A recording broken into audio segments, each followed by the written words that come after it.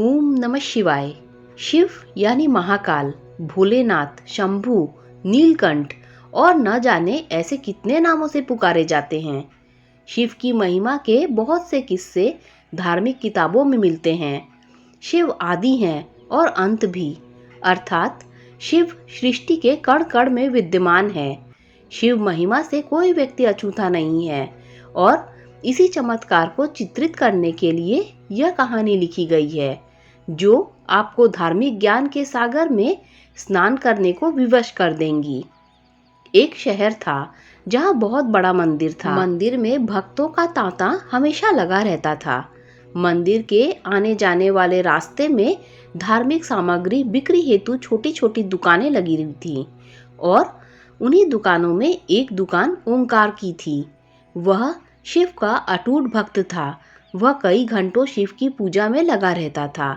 दुकान में वह और उसका छोटा बेटा बैठा करते थे। उसका बेटा कार्तिक, जो कि केवल 8 वर्ष का था।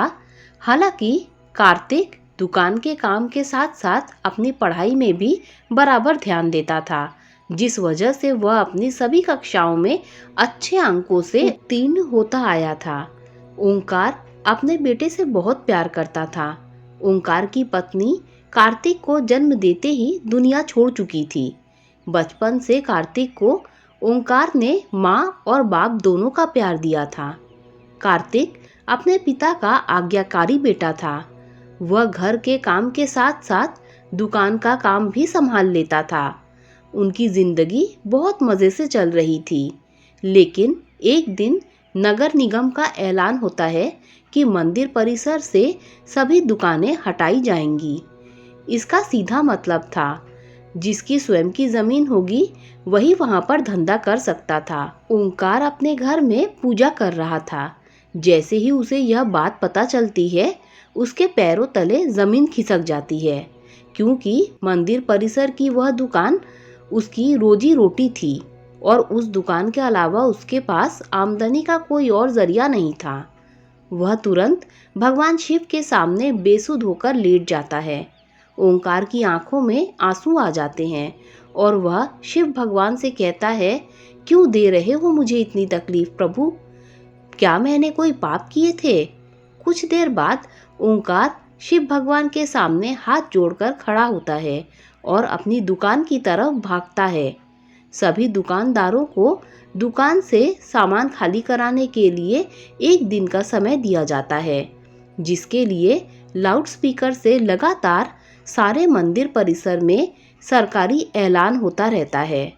सरकार के इस फैसले का सभी विरोध कर रहे होते हैं, लेकिन मंदिर में भक्तों की संख्या बढ़ने की वजह से रोड का चौड़ीकरण करना अनिवार्य था।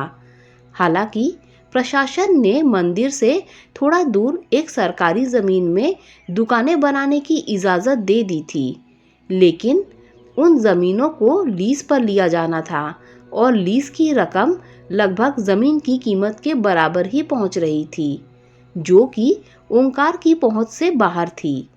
ओंकार दुकान के अलावा कुछ और काम नहीं कर सकता था, इसीलिए वह लीज पर ज़मीन लेने के लिए आवेदन भर देता है और 2 ही दिनों के अंदर उसे 35% राशि जमा करवाने का नोटिस मिलता है। उसने कई सालों से दुकान से पैसे जमा कर जोड़े थे, इसीलिए उसके पास लगभग आधी राशि तो उपलब्ध थी। इसीलिए वह 2 दिन के अंदर 35% पेमेंट जमा करवा देता था और बाकी का बचा हुआ 15 दिनों के अंदर जमा करवाने का समय दिया था।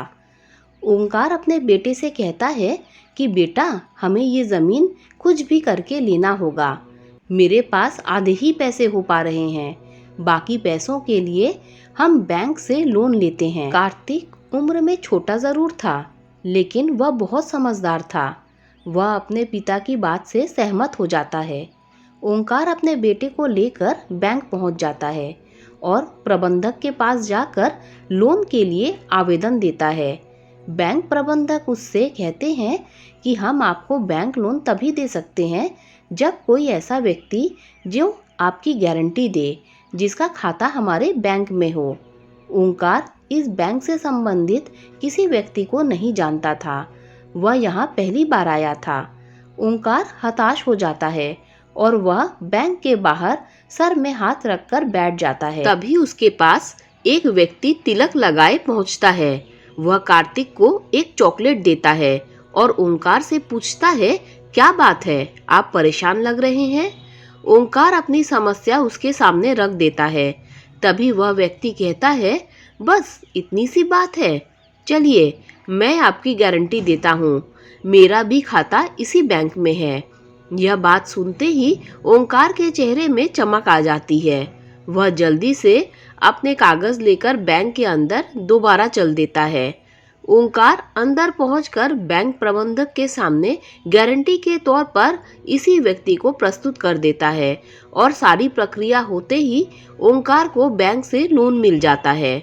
लोन मिलते ही वह भोले बाबा को प्रणाम करता है और जमीन का पंजीकरण करवाने के लिए राशि नगर निगम में जमा कराने पहुंच जाता है। राशि जमा होते ही ओंकार को जमीन दे दी जाती है। 2 दिनों के अंदर ओंकार लकड़ी की दुकान बनवा लेता है।